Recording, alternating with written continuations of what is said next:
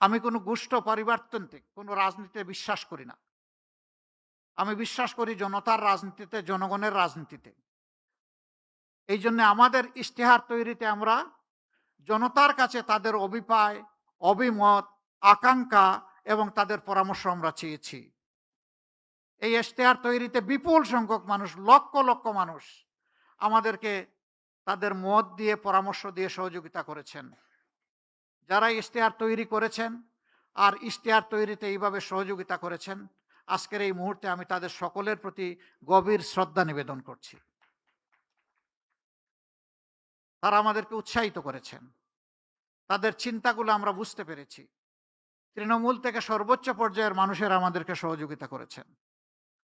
আমাদের যে ইশতেহার, এই ইশতেহার হবে ইনশাআল্লাহ জনবান্ধব, ব্যবসা বান্ধব, শান্তি বান্ধব, শৃঙ্খলা বান্ধব। আমরা আমাদের ব্যবসার ক্ষেত্রে অবশ্যই প্রাইভেট ভেঞ্চারকে আমরা বেশি উৎসাহিত করব। এটা দেশি এবং বিদেশি। শিল্প মালিক যারা হবেন তাদেরকে আমরা সমাজের আইকন হিসাবে কবুল করব। আর এই মালিকারা যারা লক্ষ লক্ষ শ্রমিককে চাকরি প্রোভাইড করেন, তারা কার্যত লক্ষ লক্ষ পরিবারের মুখে খাবার তুলে দেন। আমরা সেই শিল্পগুলোকে শিশুর মতো কুলে তুলে লালন করব ইনশাআল্লাহ। শিশুকে যদি আমরা আজকে ভালোভাবে পরিচর্যা করি, এই শিশু বড় হয়ে তখন আমাকে পরিচর্যা করবে।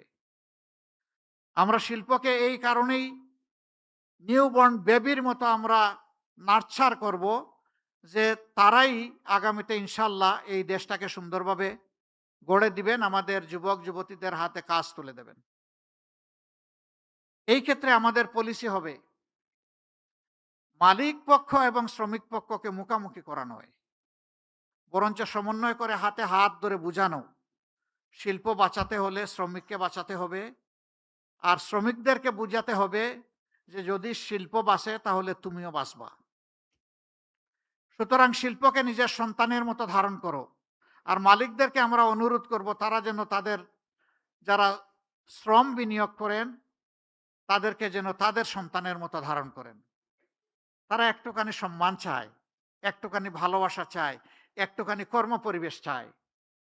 বিশেষ করে মহিলা শ্রমিক যারা থাকবেন, নারী শ্রমিক, তাদের জন্য কর্মঘণ্টার ব্যাপারে আমাদের একটা প্ল্যান আছে, আমরা বলেছি। পর্যায়ক্রমে সেটা ইনশাল্লাহ বাস্তবায়িত হবে।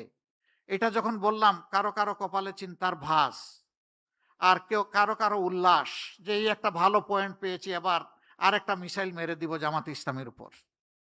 হলো, দুটাই হলো।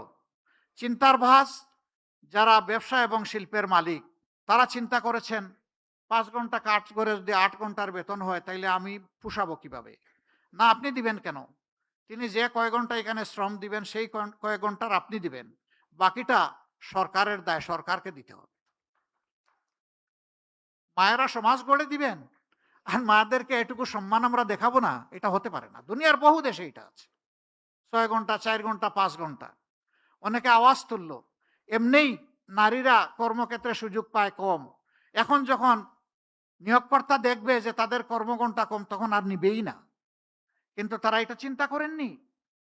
যখন একজন সন্তান সম্ভবা মা, এরপরে যখন তিনি সন্তানকে জন্ম দেন, তার লালন পালন করেন, অনেক সময় 8 ঘন্টা কাজ করতে পারবেন না বলে পুরা চাকরিটাই ছেড়ে দেন।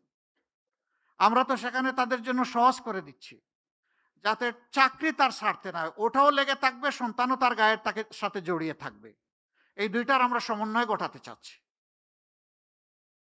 3 ঘন্টা বাকি যেটা থাকবে সেখানে কাজ থেমে থাকবে না। দুনিয়ার বহু দেশে আছে, পাবলিক অ্যান্ড প্রাইভেট, পিপিপি, সব জায়গায় পার্ট টাইম ওয়ার্কার নিয়োগ দেওয়া যায়। সেখানে মালিকরা দিবেন, আরো বেশি জব ক্রিয়েট হবে। কোনো মা এমন থাকতে পারেন যে তিনি 5 ঘন্টা পারবেন না, 3 ঘন্টা করবেন, তিনি ওই জায়গাটা ফিল আপ করবেন। এইভাবে যদি আমরা চিন্তা করি তাহলে তাদের কর্মের পরিবেশটা সহজ হয়। শুধু তাই নয়, এখানে শ্রমঘন এলাকায় নারীদের জন্য অবশ্যই তাদের বাচ্চাদের, বেবিদের ডে কেয়ার সেন্টার থাকতে হবে। তবে হ্যাঁ, পর্যাপ্ত পরিমাণ নারীরা যেখানে কাজ করবেন সেখানেই কেবল এটা মেনটেন করা সম্ভব। সেইটা যৌক্তিকতার ভিত্তিতে হবে।